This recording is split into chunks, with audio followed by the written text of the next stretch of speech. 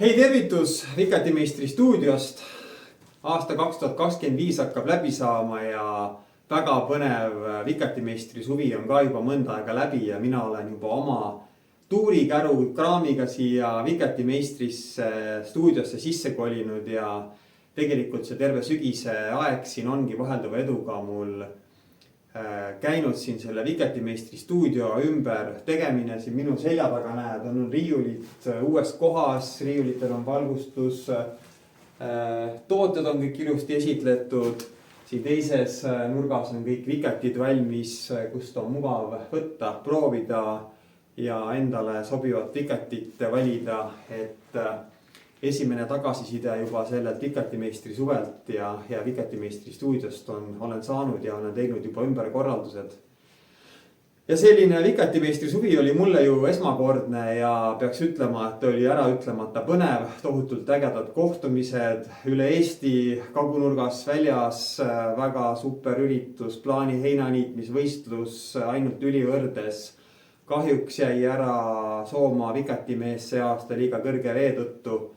Kui loodame, et järgmine aasta kõik ilusti toimib.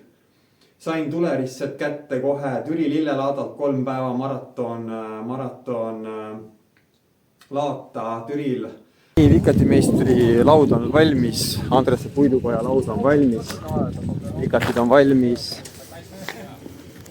Vikatimeistri poolt ja Andrese puidukoja poolt on siis Akslile üle anda selline Vikatimeistri vikat. Tohutult palju kohtumisi, tohutult palju suhtlemist ja meeletult palju uusi teadmisi. Igal ühel on oma arvamus ja oma info vikatiga niitmise kohta ja teritamise kohta ja mida iganes. Nii et oli väga põnev. Sellest niitmisest niivõrd suurde valmistusse.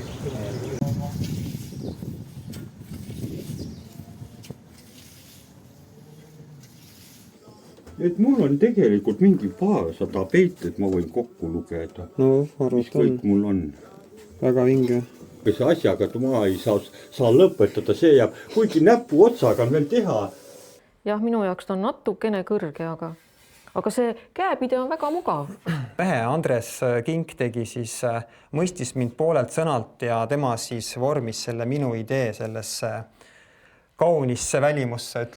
Kõseks pinnidagi, ta on praegu sul nii ilusti ära. Ja, et sellisest faasist minu praktikast piisab, ega ma muidu. Näed, naksti läinud. Ja mis siis sügisesel talvisel perioodil Vikatimeistri stuudios toimub, nagu ma alguses ütlesin, alguses läks päris palju aega selle Vikatimeistri stuudio uuesti paika sättimisega,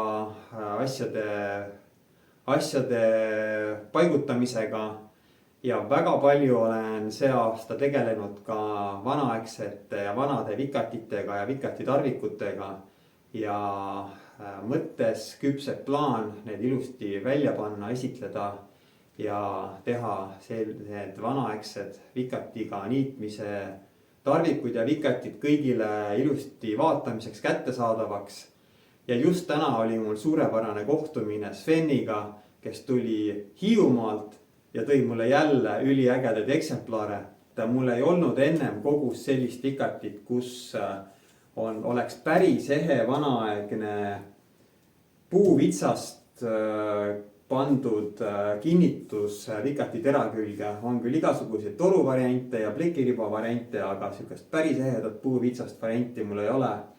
Ja siin on päris ehe sepavikat küljes ja see lüsi on Hiiumaal, Saaremaal levinud, Skandinaavias siia liikunud vikatilüsi. Nii et selline üks väga eriline eksemplar minu kogus juures ja nüüd on vaja need vanaaegsed vikatid ja sepavikatid ja asjad kõik välja panna. Ja loomulikult, kui sul ka endal midagi veel leidub ja oled nõus annetama, loovutama sümboolse tasu eest Vikatimeistri stuudio muuseumisse, Vikati muuseumisse, siis anna mulle teada info@vikatimeister.ee. Aga praegu Vikatimeistri stuudiost side lõpp ja ole siis kanalil ja jälgi uudiseid ja soovin sulle rahulikku talveaega, jõuluaega, talihooaega ja valmistumist siis uueks niitmishooajaks. Kohtumiseni, tšau!